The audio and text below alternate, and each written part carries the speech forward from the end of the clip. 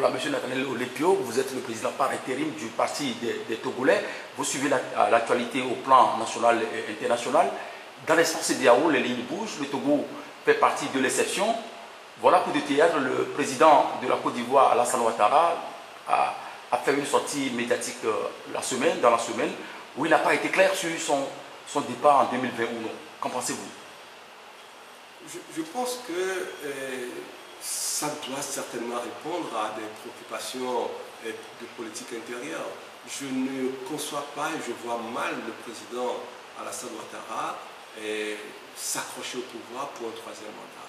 Et je n'ai pas l'impression qu'il est véritablement dans cette logique, mais il faut laisser les Ivoiriens nous expliquer la réalité de ce qui se passe dans leur pays. Et en tout état de cause, les citoyens de la CEDEAO observent et sont attentifs au fait que plus aucun président ne doit faire plus de 2 mandats. Même si les constitutions ont changé, on ne peut pas accepter que dans notre espace où on aspire à évoluer dans la sphère politique et dans la sphère économique, on ne peut plus reculer avec des chefs d'État qui veulent faire 2, 3, 4 mandats. Cela n'est plus possible dans la CEDEAO aujourd'hui. Et je ne suis pas certain que le président ivoirien soit véritablement dans la logique de vouloir se maintenir après son second mandat. Voilà. Pendant ce temps, au niveau du Niger, le président Tandian Mamadou, au cours de sa visite en France, a été clair. Il dit qu'en 2021, il va publier un troisième mandat. Et aujourd'hui même, le procès se tient pour ceux qui ont voulu qu'il modifie la constitution et se maintienne. C'est vrai que la réalité du Niger est quelque peu différente de celle de la Côte d'Ivoire.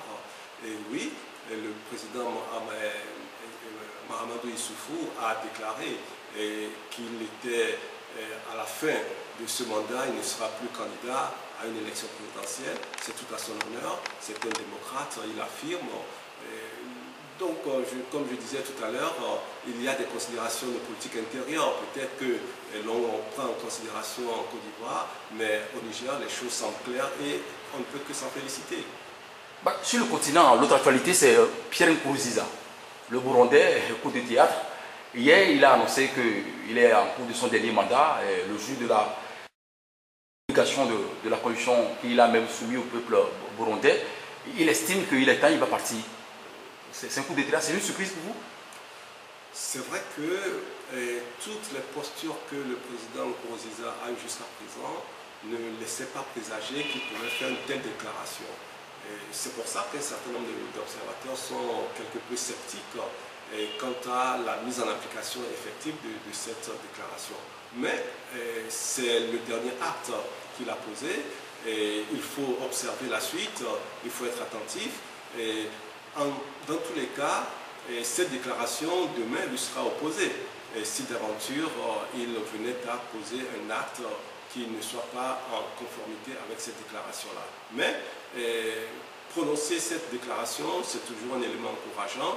Et malgré le scepticisme, il faut voir que c'est une déclaration qui ne vient pas jeter de l'huile sur le feu, bien au contraire, qui tend à apaiser les tensions qui sont très élevées dans ce pays.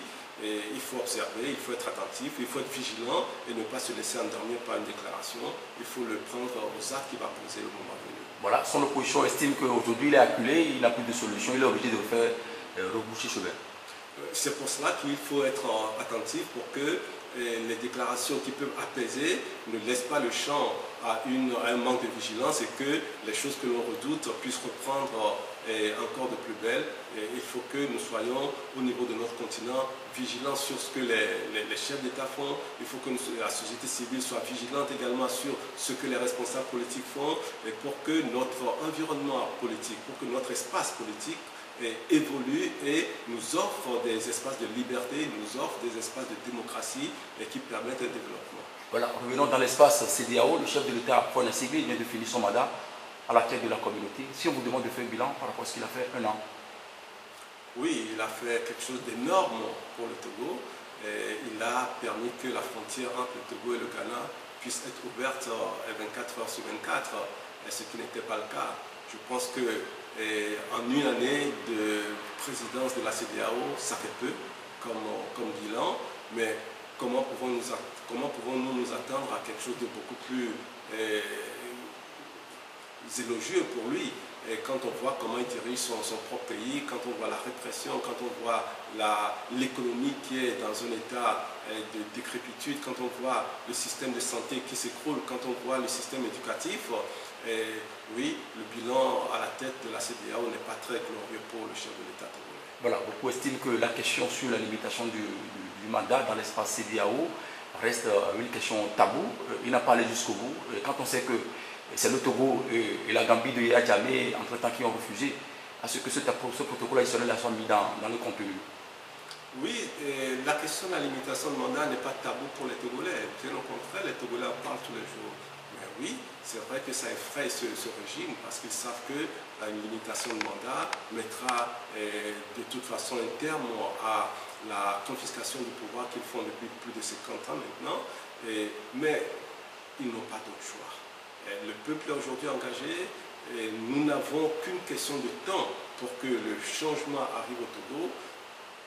Maintenons la pression, maintenons notre bataille, notre lutte et soyons toujours engagés dans les contestations et nous aurons aussi l'occasion d'atteindre l'objectif que nous poursuivons, c'est-à-dire devenir un espace de démocratie comme les autres pays de la CEDEAO. Voilà, pour finir cet entretien avec vous, si on vous demande de comparer M. Faure Gnassingbé, Alassane Ouattara, Mamadou Tandia et Pierre Nkurunziza, que dites-vous?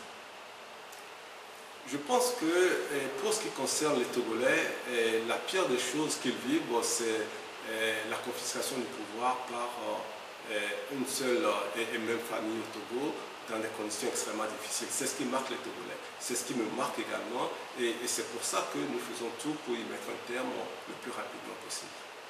Monsieur Nathaniel Lutu, merci beaucoup à vous. Merci à vous. Merci.